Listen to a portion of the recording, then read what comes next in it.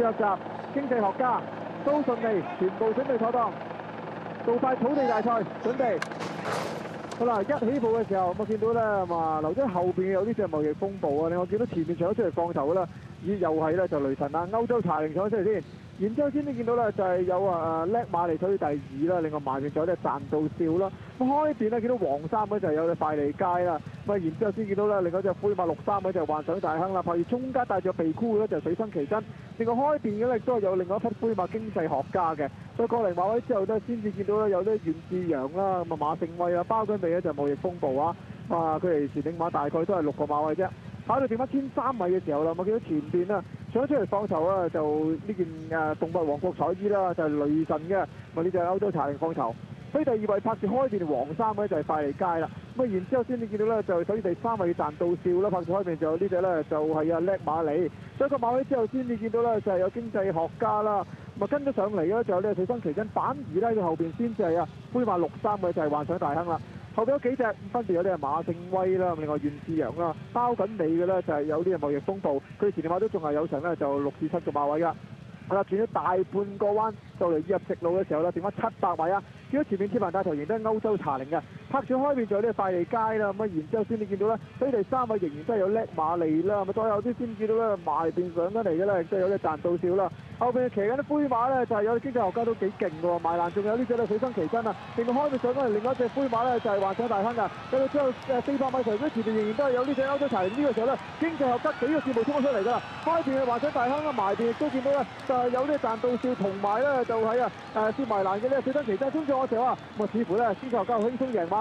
第二名嘅咧就係啲有啲幻想大亨啊，第三名後上嘅啲馬勝威，第四名咧先係埋邊湧翻上嚟嘅歐洲茶靈啊！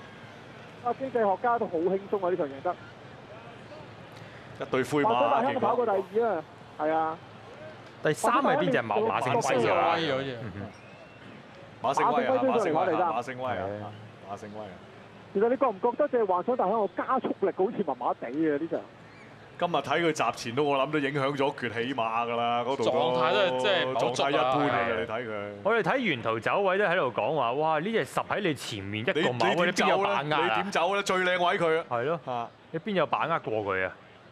冇得過啊！去到一半直路已經喺度左望右望，喂冇馬嘅第三係馬勝威，第4都仲係歐洲茶靈。因為水生奇珍走落嚟嗰之後蝕底啲喎，即係不嬲外邊衝嘅，見到佢係。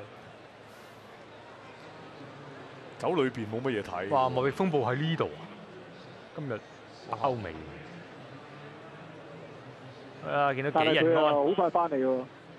但係佢好快翻嚟喎，貿易風暴。好快翻嚟，因為收工啊，最早收工嘅。而睇啲經濟學家會唔會嚟香港跑咧？即係1600、2000都有佢揀嘅，真係。即係好適應呢啲咁嘅快地啊！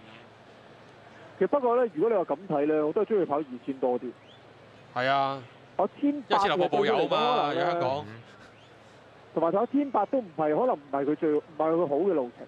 因為對手又狀態唔好啊。係啊。係。Freddie Head 啊，哈特一代名將嚟㗎啦。甚至幻想大亨都唔係話1800特別耍家嘅，佢都係。第一場復出。入到直路真係不費吹灰之力，一望空幾步上咗嚟，咁啊好得跑啊！因為幻想大亨係早騎過佢，想封佢位嘅，結果根本都上唔到嚟封佢，只係過咗其他馬嘅啫。其實你睇阿莫雅個意識咧，佢騎咗先，但係交唔到出嚟住啫嘛。其實我相信幻想大亨呢場個狀態一般嘅啫，你點睇？